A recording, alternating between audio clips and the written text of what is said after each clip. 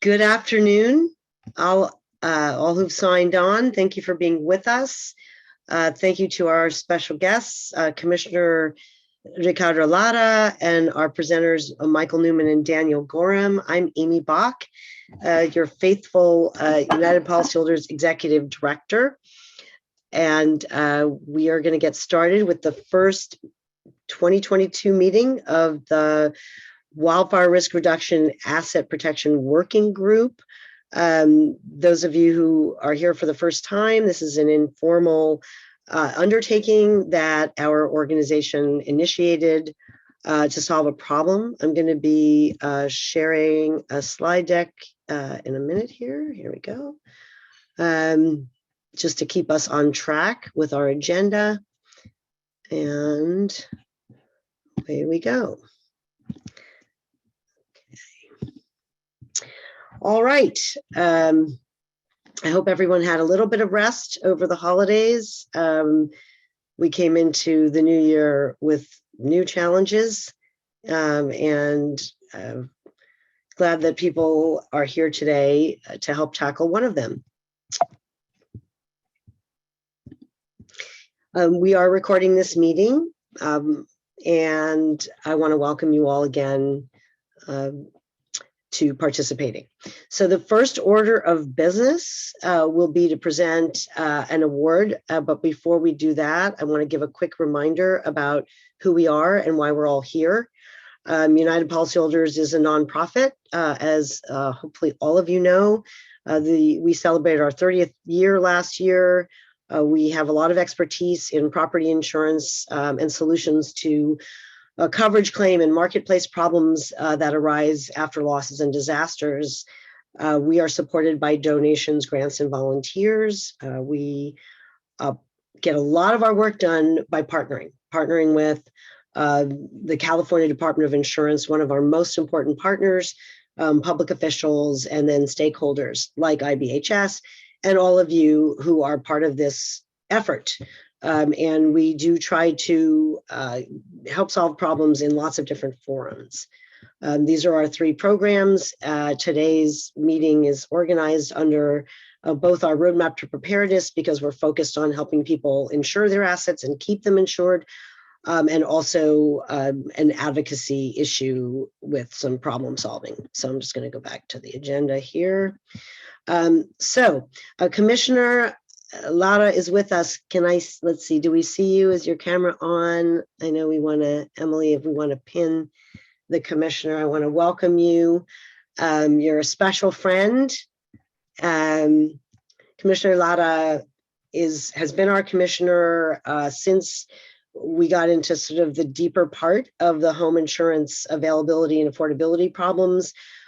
The commissioner has really gone deep on the affordability availability problem. He and his staff traveled all over the state before COVID restrictions were in place, and he's done as much as he can since COVID restrictions were in place to really keep his ear to the ground and stay very proactive on the situation. And be creative and use all the tools that he has as a regulator, also as a legislator. And before serving as commissioner, Commissioner Lara was a legislator in both the Assembly and the Senate. So, Em, are we good with the pinning of the video? I guess I need to stop sharing, probably, right? Yes, all good.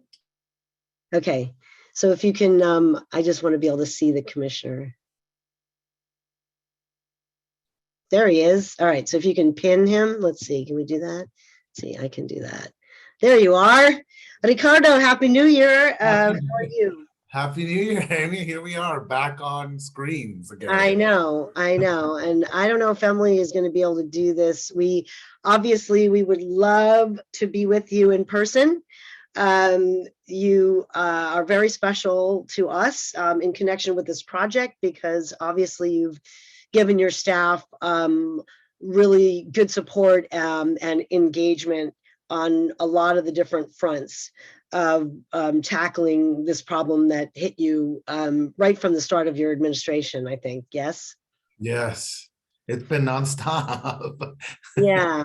So, we wanted to give you an award because pretty much everybody that's been participating in this working group is doing something to help solve this problem of, climate change increasing the risk, and also technology kind of colliding with that and making it a lot easier for insurers to to drop and non-renew people in areas that are making them nervous. And because obviously that's just not, it's not helpful to those households and their communities. All of us together are engaged in different work streams to try to address this situation. And a lot of the people who've been participating in this working group are people who are in their communities, knocking on doors and encouraging their neighbors to be proactive, and working with, and we've got fire safety officials that are we have had a couple of our members who got bond measures passed to finance buying chippers and finance defensible space inspections, all that stuff. But in the meantime, while people are doing all this good work and trying to help reduce risk in their communities, there's been this increasing recognition that if insurance companies would get on board and would reward people who've reduced risk by giving them either a break on the cost of their insurance, or not dropping them, or both, which is the ideal. That's kind of was the genesis of this working group. So that we are partnering with your team. Mike Peterson and the Wildfire Partnership is reviewing the 13 recommended steps that we put out. But I just wanted to, first of all, give you a minute to say hello, but also to say why we're honoring you, because I think that at the end of the day, all the good work we're doing, it's all fine, but those moratoriums that you have put into place and have been enforcing have been a critical lifeline while we all work to kind of fix the problem. So if you want to say a few words, and we're going to be honoring you, we want to be presenting you with. Now this is where I need you, Emily. I need to be able to. See this. There we go. So there we go. Okay, all right. I see it. Thank There you. it is. We want to be presenting you with the Consumer Champion Award. It's not really an invisible object. And it says, presented to Honorable Ricardo Lara for dedication to protecting California consumers, helping homeowners keep their assets insured, and advancing wildfire risk reduction incentives and rewards. So, Commissioner, thank you so much. Thank you, man. I think I see Joe Lauscher on here too. Yeah, we posted. Cypher Sore Eyes. How you doing, Joe? Thank you very much. Great. Since I'll add, what a great guy to work with. I was with the department 35 years. When you came on board, as Amy just mentioned, we went to every part of the state, places I've never been my whole life, Downeyville, San Andreas, Quincy. No commissioner in all these years has made such an effort to really get out there and meet with the people of every corner of this state. And you really found some corners. Yeah, we did. It was great to see you.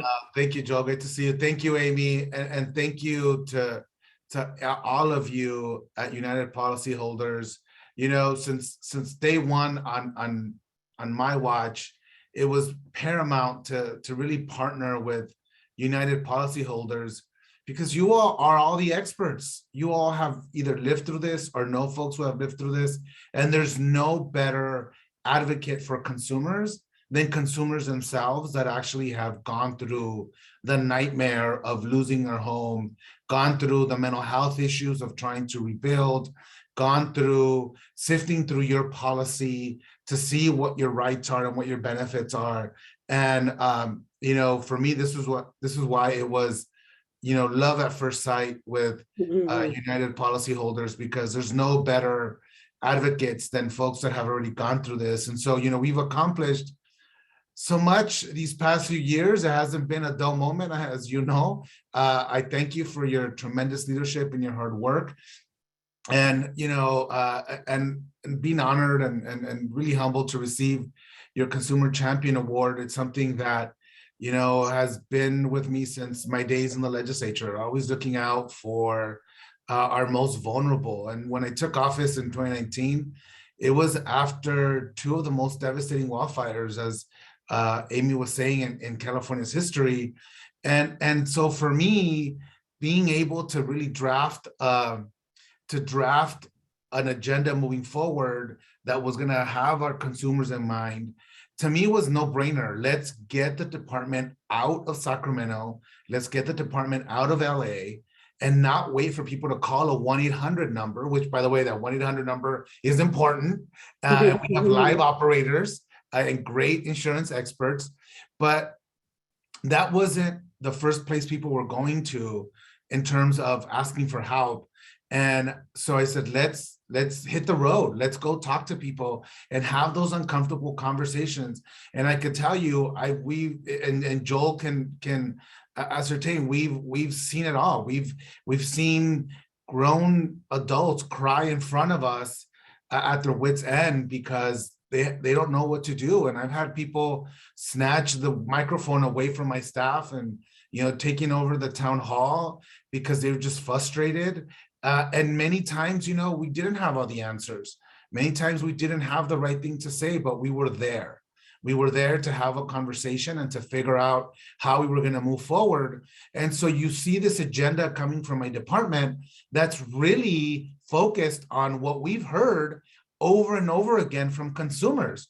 People ask me, I think it was a newspaper that asked me, like, how did you come up with these solutions? I'm like, people came up with these solutions on their own. I was just there to listen, to take note, and to be able to work to implement these solutions that y'all have been fighting for years. And so, immediately one of my first actions was really, I guess, not only to hear directly from people who were most affected and from our first responders, from our amazing community volunteers like you all today. And that's where I directed my staff to really go out and let's start having these conversations, not only at the local assistance centers when survivors are taking their first steps to recover from disaster, but let's stay in through the beginning part of once the disaster is declared, and we can go into all the way till we help people rebuild.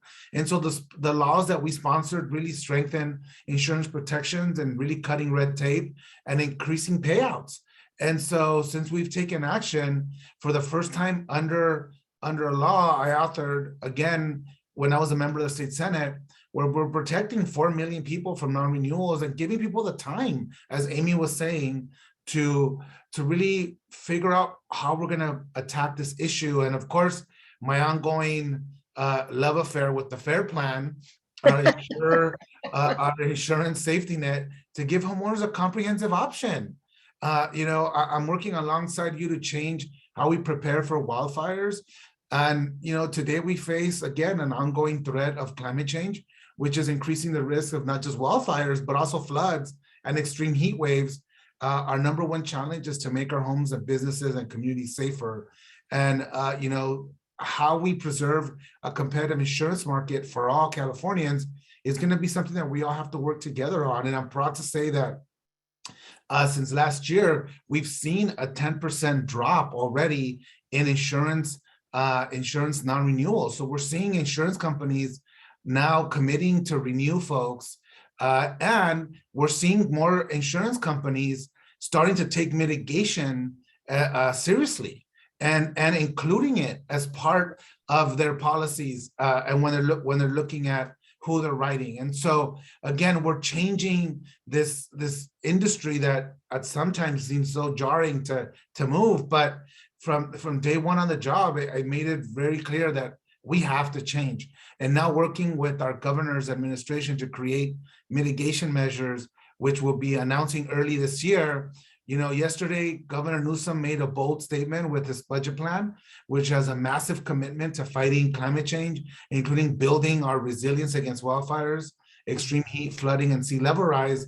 And so we're going to continue to work with the governor and the legislature to really invest in these resources. And the role of insurance companies is going to be critical in this effort.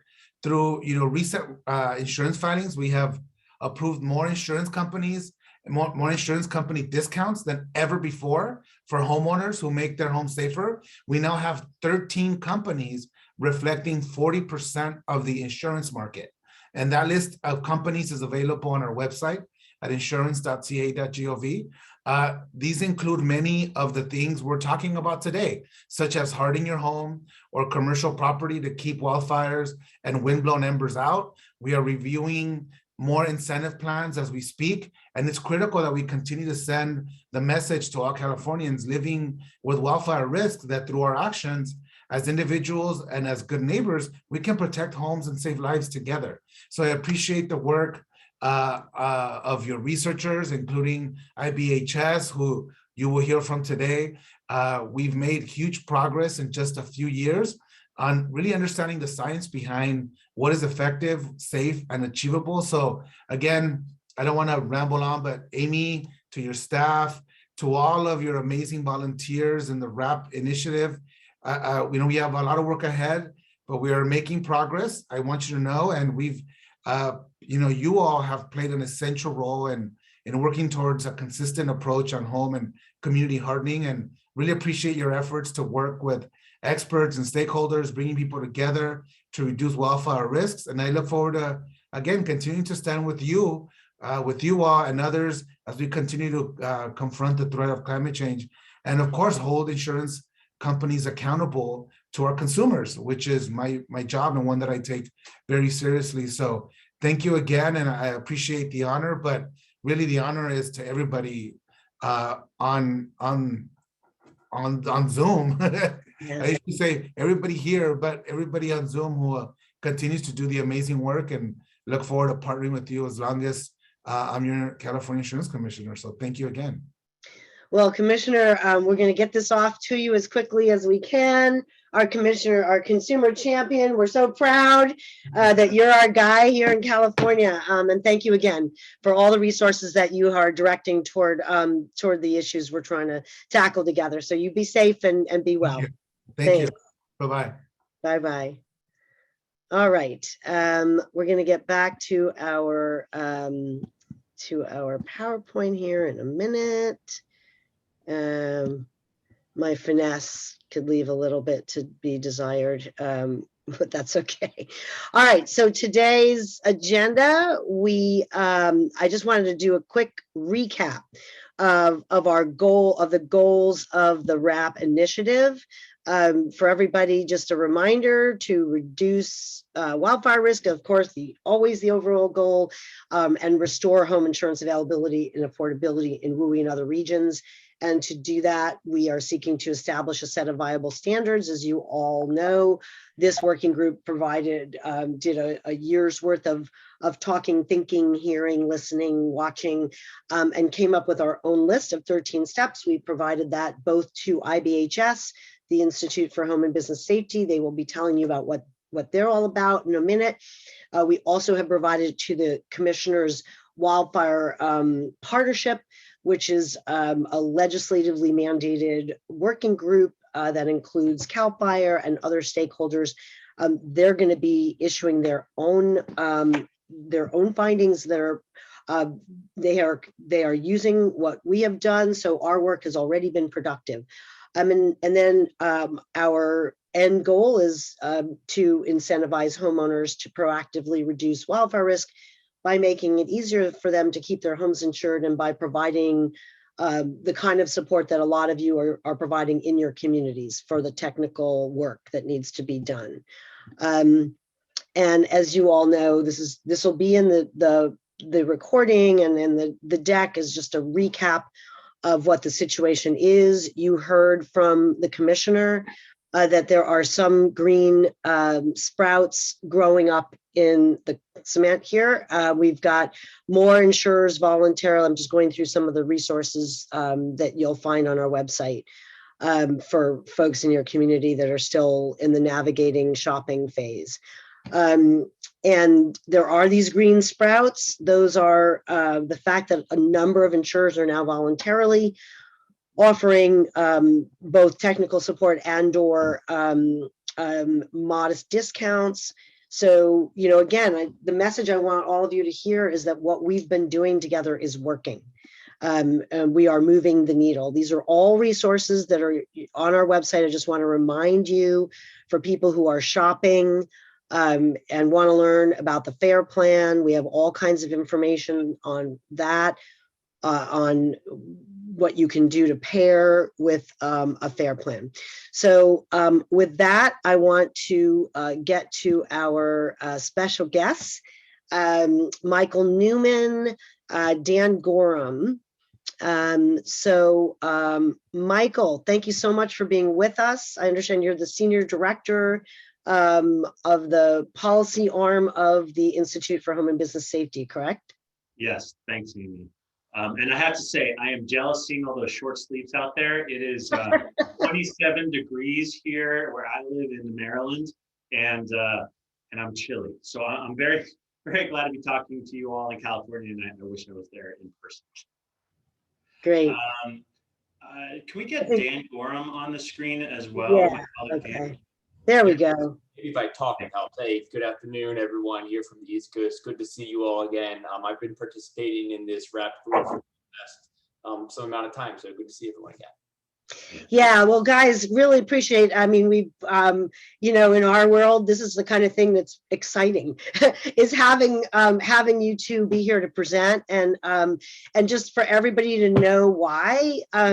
Just, you know, the IBHS is a very important scientific, technical entity. I think, Michael, you can probably give a better recap, and should. But we knew as we were going through our process, we wanted to incorporate them as much as we could. They obviously have their own path, and so hopefully we're all kind of walking in the same direction here. So looking forward to hearing more details from the announcement that you made last fall. So take it away, guys. Great, thank you, Amy. And just to be clear, this is an exciting event for us too. We're really happy to be with you all. I'm going to share my screen, and hopefully that will work. All right, can folks see my screen? Yes. Right. Okay. All right. So again, my name is Michael Newman. I'm Senior Director for Law and Public Policy at IBHS. I'm joined by Dan Gorham. He's a research engineer and one of our key wildfire resilience researchers.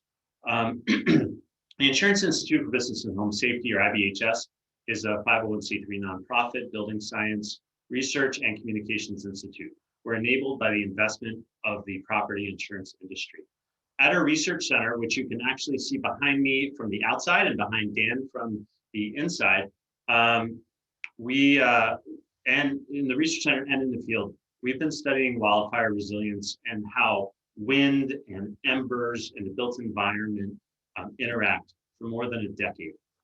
And as we heard Commissioner Lara say before, and as all of you know far too well, wildfire is a tremendous challenge in California. In response to this challenge, IBHS announced in August of last year that we would be developing a program called Wildfire Prepared Home. It's a research-based mitigation designation program to distinguish a home as wildfire resilient. As will be discussed in greater detail in just a bit, the program is based on a decade of our wildfire research that's taught us that wildfire resilience must be systems-based. That is to say, a homeowner must undertake collectively the mitigation actions identified by Wildfire Prepared Home to meaningfully bend down the risk curve and receive a designation from us. A Wildfire Prepared Home designation will signal that a home's wildfire risk can be meaningfully distinguished from other partially or unmitigated homes. Last month, we announced progress on the program. We spent the second half of 2021 working closely with stakeholders, and we expect that Wildfire Prepared Home designations will be available starting this summer. Today, Dan and I are going to provide you with an overview of why IBHS is creating this program, the technical requirements, essentially the requisite mitigation actions that the program will include, and the expected process for the designation program itself. So let's dive into it. So why are we doing wildfire prepared home? Well, as more and more communities in the West, and particularly in California, are impacted by wildfire, we have heard a growing demand for a solution from our members, the property insurance industry, from homeowners like many of you, from nonprofit groups like Wrap Up, and from California policymakers, including CDI. With other perils like wind and flood, which we study, the mitigation solutions have long been known. Yet wildfire science is newer.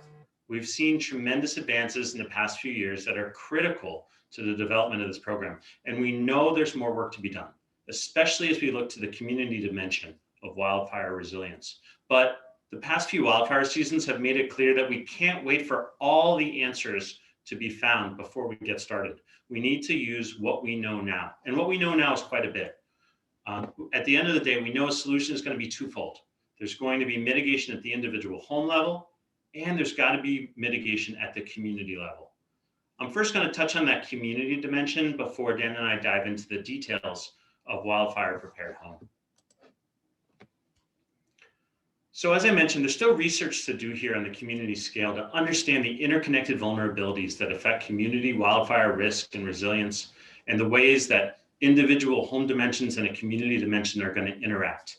We're going to use insights from existing data sources to inform the community dimension of the wildfire prepared program. Things like ISO public protection classifications, California's fire hazard severity zones, the FireWise community program, and fire safe councils. Building on these established programs and coupling these data with the right suite of parcel level mitigation actions are going to allow us to complement wildfire prepared home with a community dimension.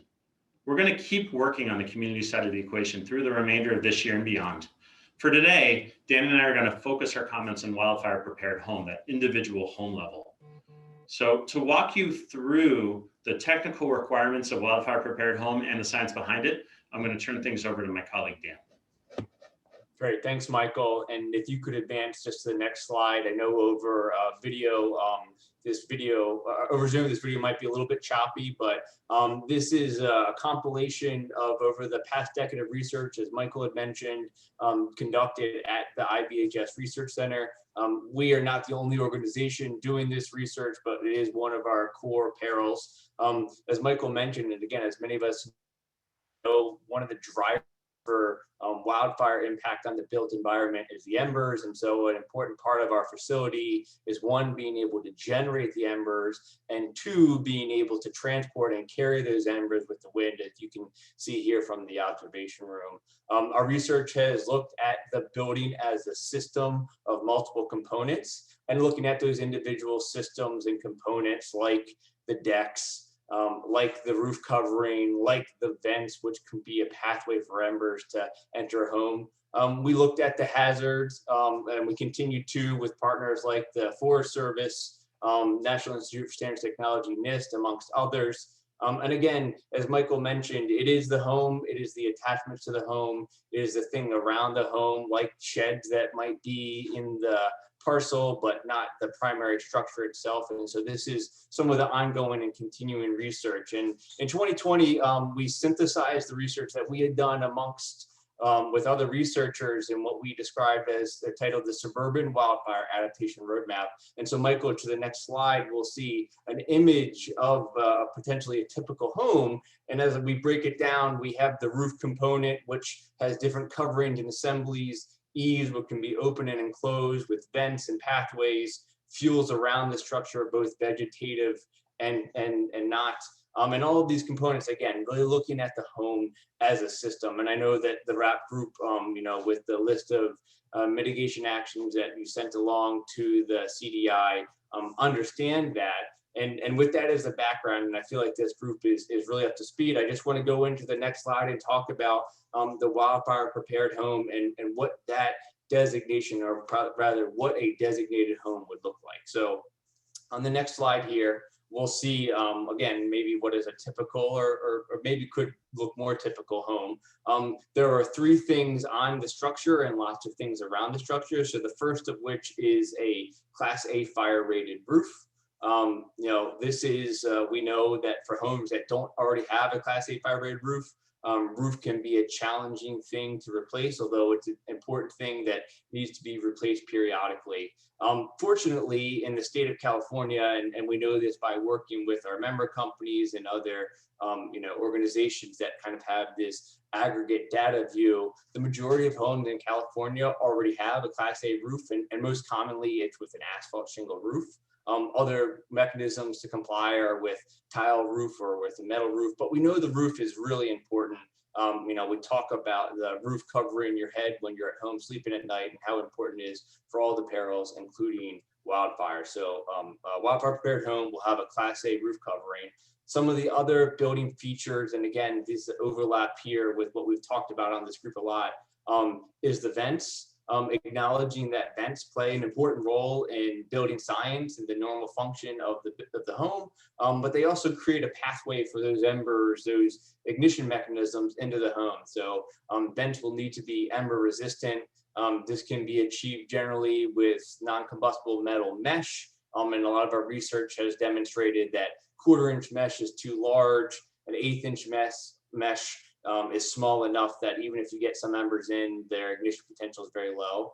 It can also be achieved with flame and ember resistant vents, which we see the state building code chapter 7A requiring new construction to have both those ember and flame resistant vents.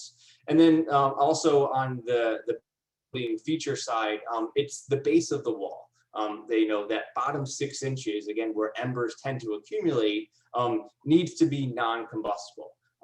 We envision this could be achieved with non-combustible siding going all the way to the ground, or in instances where there might be combustible siding, removing that combustible siding or mechanism to create, again, that bottom 6 inches being non-combustible. And this is for the known scenario where debris accumulates and ember accumulates. We've seen in the lab and we've seen in the field, if that combustible siding goes to the ground, embers can accumulate there and ignite it directly.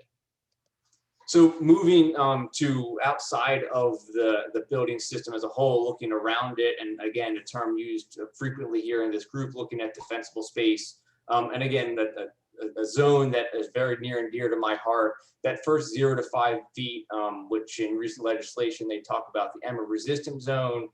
That first 5 feet is really what we consider the most important. Again, just like that bottom 6 inches of the wall, this is where embers are going to accumulate. And we don't want any combustibles there for them to ignite. So we describe the 0 to 5 feet being maintained, what we call the home ignition zone.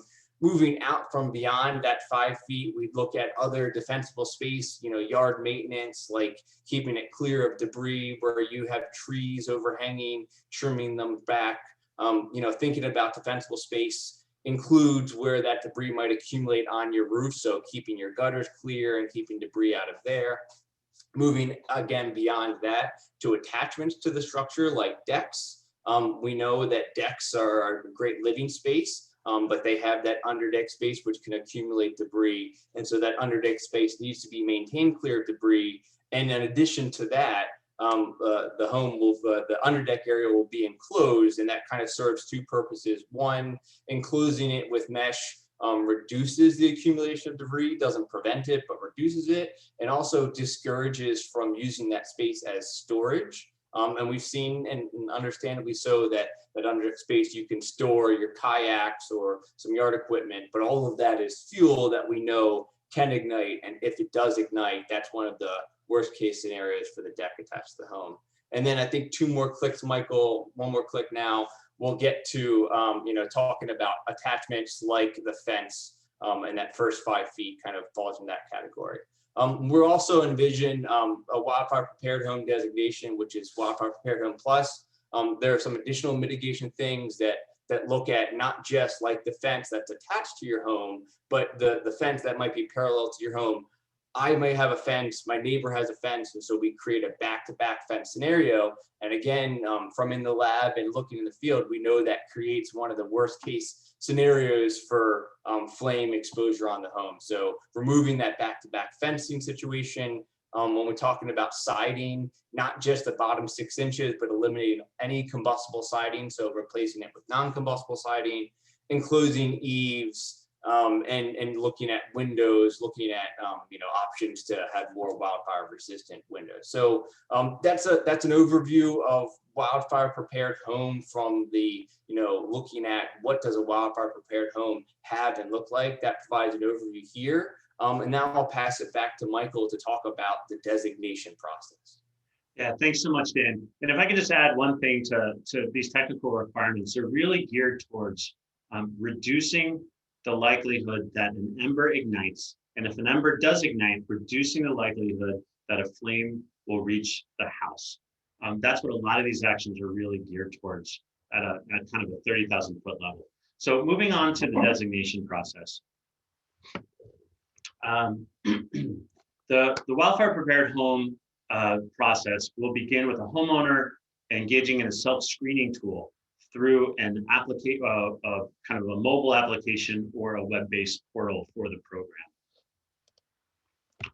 program. Before applying this self-screen, we'll give homeowners the opportunity to assess how close their home is to achieving the technical standards, the technical requirements, and be able to get a designation and to get an indication of what they need to do to get to the level of compliance to receive a designation. Once they do apply, we do anticipate an application fee, probably in the neighborhood of $100, give or take. And then following application will be an inspection process. We'll use third-party inspectors to go out to homes and perform an on-site inspection of the exterior of the home to collect the needed documentation and photographs that would help to prove compliance with the technical requirements of wildfire prepared home. That information will be provided into a quality control process that IBHS will be involved in. And then at the end of that process, IBHS will issue a designation. I want to stress that resilience to wildfire doesn't begin and end with the wildfire prepared home designation. Unlike other perils, wildfire resilience requires vigilance and maintenance. And so we're going to have an annual landscape review. Each year, homeowners will be required to provide some documentation to keep their designation current, that their landscape continues to meet the standard. Finally, the designation will last for 3 years. After 3 years, homeowners will go back through the process to receive a redesignation. I want to touch on the annual landscape review just a little bit more. As I mentioned, because of the nature of wildfire risk, resilience requires ongoing effort, ongoing maintenance. As such, wildfire prepared home is not going to be a passive program where a homeowner receives a designation and then takes no further action until the time comes to reapply for a redesignation. As I said before, ongoing vigilance and action is required, particularly when it comes to the property around the home. And so for this reason, we're going to require this annual landscape review for all designated properties. Technology is going to make this easier on homeowners. It's something we plan to have homeowners do themselves. Once a year, homeowners will be prompted to use the Wildfire Prepared Home portal to self-submit pictures, photographs of their landscaping of both the yard and that 0 to 5 zone that Dan mentioned is so important to demonstrate continued compliance with all of our program requirements.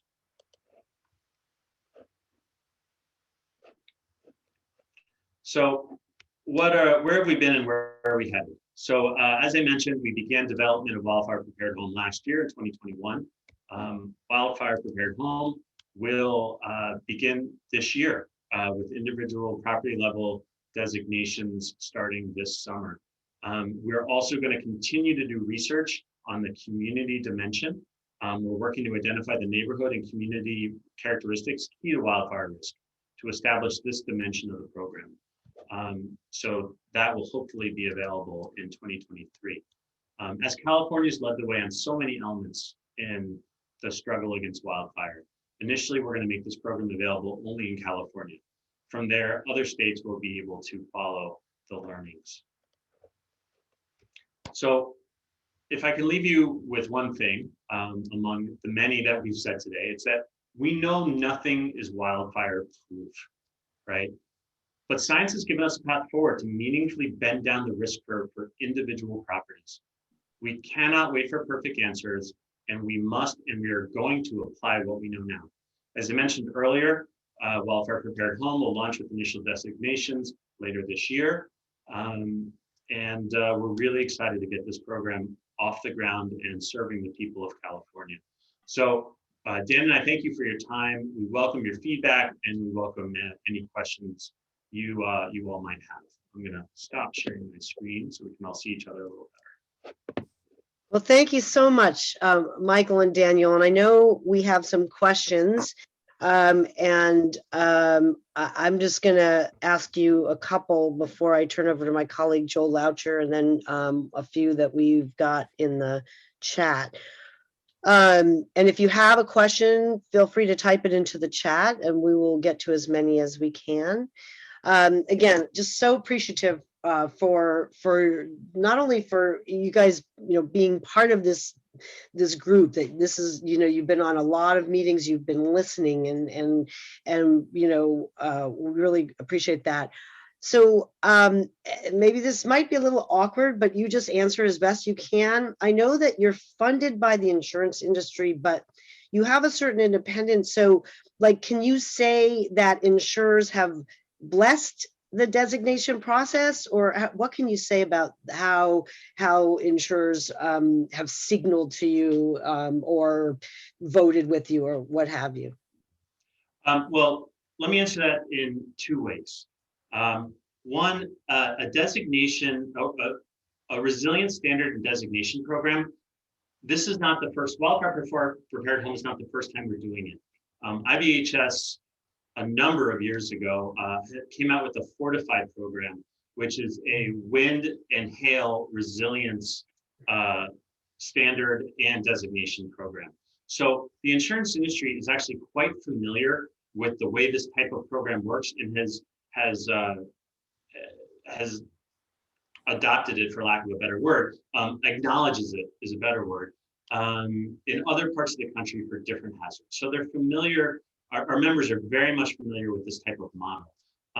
Also, while we are certainly an independent nonprofit, we have a board of directors and we have an executive committee and all those good things. And we're in close touch with our members. And they've been very supportive of our standing up this program. So I hope that answers your question. It does. I think, as folks know, that there is a process underway that the Department of Insurance has got a set of draft regulations that they have solicited comments on that would provide the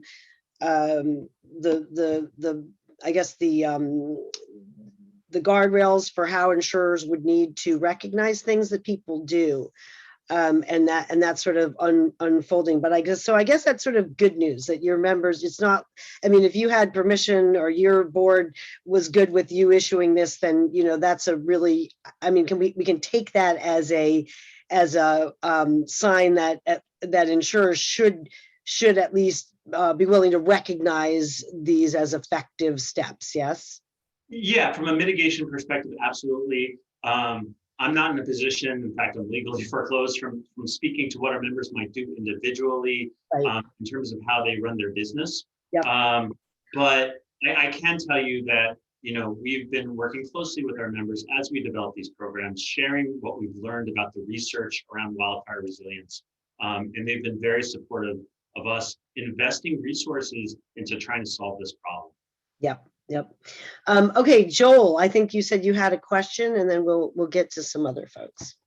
Yeah, thank you. And that was one of my first questions too, is, for United policyholders, our key is the consumer's benefit, and we don't care where it comes from, the program, as long as insurers, recognize it and maybe make a difference. Just a couple questions on the steps. It sounds like you share the steps people have to take. They self-screen, pay a fee, you mentioned, and then an inspector comes. Does that potentially lead to recommendations from the inspector?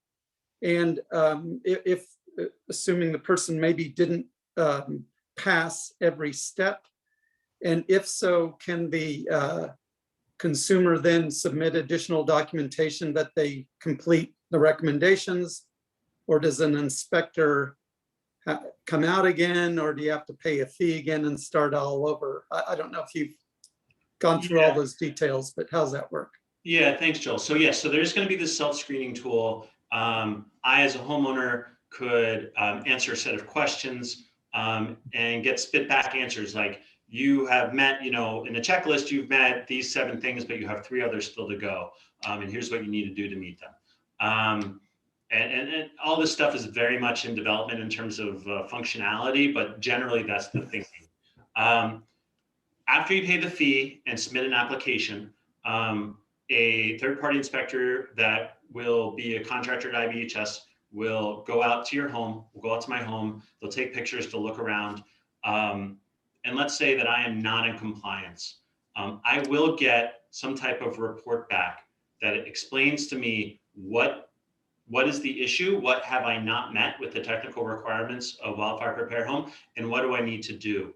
I will then have an opportunity to remedy, and that as things stand today, that initial application fee will pay for not just one inspection, but if you don't pass the first time, having an inspector come back a second time to do another inspection. Now, if you don't pass at that point, and then maybe there's an opportunity, you would have to resubmit an application and start the process over again. But the application fee will pay for up to 2 bites at the apple to pass inspection. Okay, that's terrific, because I think having somebody visually look and have more recommendations very helpful. And again, we want to thank you guys for participating in RAP as well. And Daniel's been terrific help. So thank you. Yeah, if I can just, on that inspection piece and really the program in general, and I saw a couple of questions pop up in the chat that speaks to this. So let me just say, I want to be clear about what the program is and what it is not. The program is a beyond code resilience technical standard and designation program. So Maybe say that one more time. Beyond code? Beyond code, meaning we are not going to come to your house and inspect you to make sure that you are in compliance with the building code. We are not going to come to your house and make sure that, every single thing that you might get in a real estate transaction, home inspection is, the boxes are checked. These inspectors are going to be coming to look specifically at the required mitigation actions associated with the wildfire prepared home program. And it's really yes or no, yes or no, yes or no. And is there evidence to document each of those things? So I want to make sure everyone understands this is not intended to take the place of building codes. This is not intended to take the place of any public sector governmental engagement with homeowners over the safety of their homes. But what this will do is lead to a designation that we think signals, as I said before, that a property can be meaningfully distinguished from others that have not done that full set of mitigation actions. That's such a key point, because I think, whenever we talk about what are the factors that have converged to create this crisis in California, and we look at, it's not just climate change, it's not just the big wildfires, it's also the fact that insurers are using technology that makes it much easier for them to sort and keep and toss. And so that point you just made about there's something about this house that's different, I think is very, very valuable to the homeowners. So let's see, a question from Elizabeth Lasman Smith with the CDI. Are there special requirements for homes raised off the ground? So that's a good question. I would say not explicitly, but homes that are raised off the ground, have a similar building footprint to the homes that are not raised off the ground, and so all of the same things apply. I think a home raised off the ground, which creates a exposed underfloor area, is very similar to the underside of a deck, a raised elevated deck. So that's it. Hopefully that addresses the questions. Yeah, we had someone ask about rooftop solar. Is it does the presence of a solar panel move the needle for you in the assessment phase? So at this point, no, but it is a good question, and I saw some discussion in the chat. This is an area, and maybe to expand on what Michael was saying, we believe and we envision this standard evolves, and while it is not the building code, Chapter 7A evolves and changes with time, as would the technical standard for this IBHS designation program. So at this point, the presence of rooftop solar doesn't change. They would still need a Class A roof covering. And when we talk about maintaining for a defensible space, you would still need to maintain that. And again, in the chat, Yana mentioned the importance of maintaining underneath that rooftop solar. Yeah. Let's see. Yeah, we do have a lot of good questions, but I think maybe if you can, there's two categories. One is people are asking about 7A and then sort of how does this work with local jurisdictional codes and rules? That's one. Yeah, so to reiterate the point I made before, this is not intended and cannot and will not replace statewide or local building codes, requirements, et cetera, right? Dan, maybe you can speak to any overlap between Chapter 7A requirements and wildfire prepared home.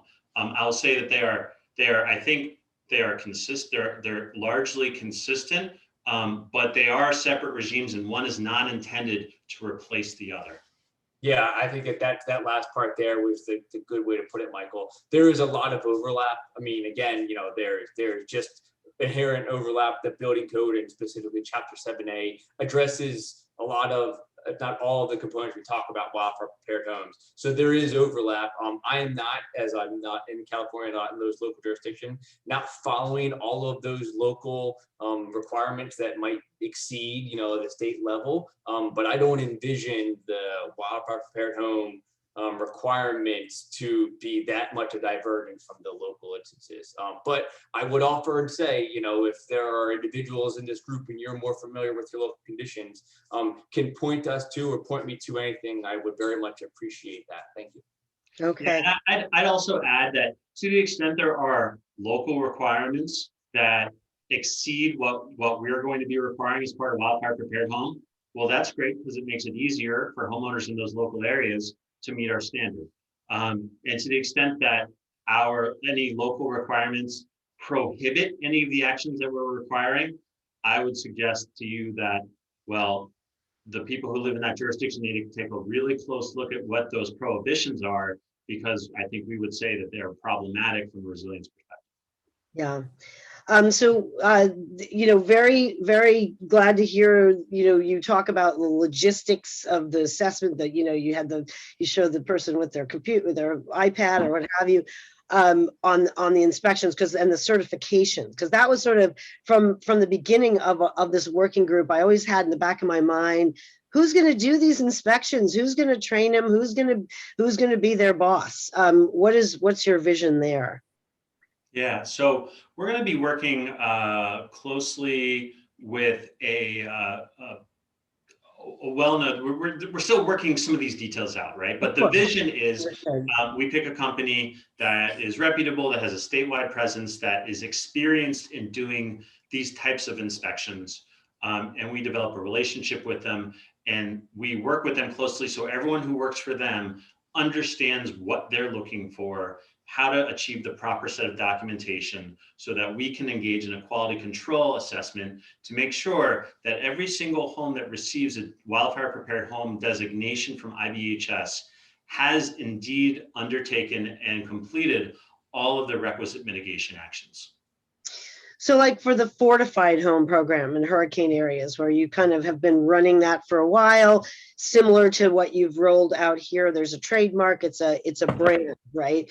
Mm-hmm. Is IBHS proactively involved in hiring or training inspectors that provide the certifications for a fortified home designation? Yeah, the model is going to be somewhat different from Fortified. And Fortified, for a variety of reasons, the model is a homeowner hires an evaluator who collects all the documentation and provides it to IBHS. Then we do a quality control assessment. Okay. For Wildfire Prepared Home, homeowners are actually going to enter into an agreement with IBHS. And they're going to, when the agreement will be the application that you submit to us. When we receive that application, inspection company who is hired by IBHS as opposed to hired by the homeowner will go out and conduct the inspection. So it's a slightly different model, but at the end of the day, here's the key, is that designations will be only issued when a homeowner demonstrates that all of those mitigation actions have been undertaken.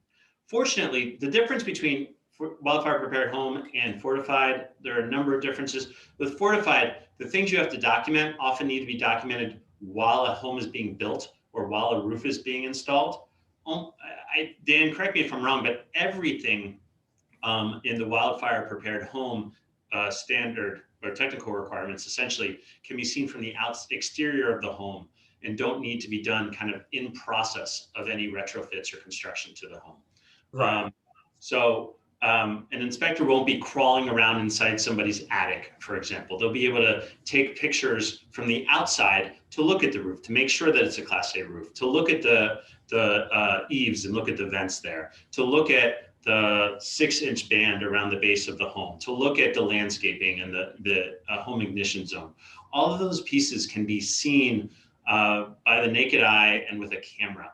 And all of that is designed to give confidence to the homeowner, to give confidence to policymakers, to give confidence to the insurance industry that a home that gets a designation actually has that resilience that the designation is intended to signify.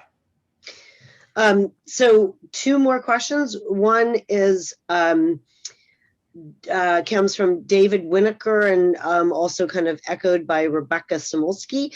Do you envision accepting local government certification in lieu of an IBHS inspection for jurisdictions whose codes exceed your standards? Yeah, thanks. Good question. At this time, again, as I mentioned before, local codes, IBHS, Wildfire Prepared Home Program, they are both working towards the same goal. They are in parallel, but they're separate programs and separate things. So for a home to get a Wildfire Prepared Home designation, it will need to go through our process. Okay, and then the other question is, you have it seemed like there's like this base, you're a Wildfire Prepared Home, you get that designation, but then there's the plus category. So how do you envision that playing out, either in terms of like what kind of a discount somebody might get, or is it a different rating level of certification level? Yeah, so again, we can't really speak at all to any sort of discounts or how the individual insurers are going to treat Wildfire Prepared Home or Wildfire Prepared Home Plus in their rate filings. What I can say from our perspective is that we would love for every home in California to be Wildfire Prepared Home Plus, to do all of those mitigation actions, because we think that provides an even higher level of resilience. But we also recognize that the program, to be useful, needs to be achievable. And so we decided to create two levels, 2 tranches. This is similar, frankly, to what we do in our Fortified program in other parts of the country, where there are actually 3 levels. There's Fortified Roof, Fortified Silver, and Fortified Gold that homeowners can achieve. Again, we think that Plus is the best. We hope every homeowner will do it, but we recognize that it may not be possible for everybody. And because it's so important that this program, I wrote down some words that Commissioner Lara said before about trying to come up with solutions that are effective, safe, and achievable. Well, that applies to Wildfire Prepared Home too. We want this to be meaningful and achievable. Yes. We think we hit that balance, but we also want to make sure that for those who want to do even more, have the ability to do any more, the financial means to do even more, that they also have a pathway to get there. And that's what Plus does. Yeah. So So we got a question from Kelly Raplumpus with Vanguard Vents, or was Vanguard Vents. Yeah, okay. About using, is there talk about using this designation to get tax rebates similar to green rebates homeowners can get? And we, United Policyholders, had worked with Glenn Pomeroy and the California Earthquake Authority on just a federal legislative concept that would allow, like, if you got a grant for seismic retrofitting, that would be deductible or wouldn't be taxable. I mean, are you guys even close to thinking or talking about interfacing with tax incentives? Yeah, so I want to make clear that we, as a 501c3, we're not a lobbying organization. But also as our head of public policy, I focus on more issues than just wildfire. Yeah. And IBHS has long been thinking about and speaking on behalf of public policies that advance resilience generally. And tax credits are one piece of the puzzle, right? We need to come up with public policies at the federal level, state level, and the local level that provide financial incentives, little bit of nudges to help people who maybe have the financial means decide to take a step, make an investment towards resilience. We also need to have good public policies that help people that need greater financial assistance. People are lower down in the spectrum where a tax credit is insufficient. These are issues I'm really passionate about. I love talking about them. So I would say yes, but it's not just wildfire. It's across all natural hazards. Yeah. Yeah.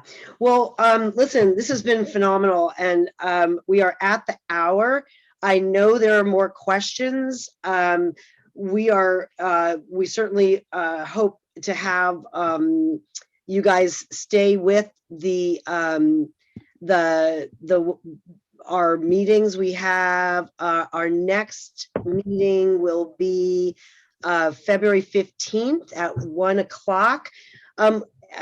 Is it Val, or if you're with us, or Emily, do you want to explain what the community level mitigation survey is? But I just want to say thank you, Michael, Dan, so much for being with us today and answering questions. And hopefully if folks have additional questions, they can either direct them to you guys directly, or at our meeting on the 15th, maybe one of you guys can be ready to answer some of them.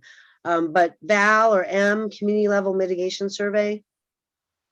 Hi, that was the survey that we had reviewed the results of back on our November 30th meeting. So if you have not yet had a chance to fill it out, we just ask questions about what your community is doing on the community level regards to mitigation, and how that might be measured to create some sort of standard as well. So thank you. Thank you. And it should only take a minute or two.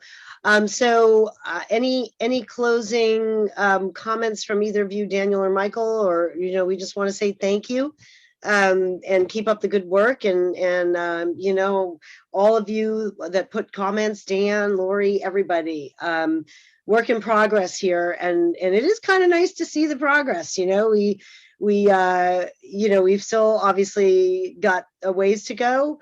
But things do seem to be somewhat aligning in the right direction. So good work, you guys. Thank you very much for having us, and stay engaged. And Amy, I think you have the webpage for Wildfire Prepared Home, and if you don't, I'll get it to you, and please share it out with the group. There will be continuous updates that go onto that as we continue to develop the program and get towards launch, and have develop a portal and all those good things we talked about today. And I really hope many of you on this call today will apply for a designation when that becomes available in a few months. All right. Thank you so much. All right. So this is a wrap. Wrap is a wrap. Thank you all. Be healthy. We'll see you the day after Valentine's Day again. Thank you.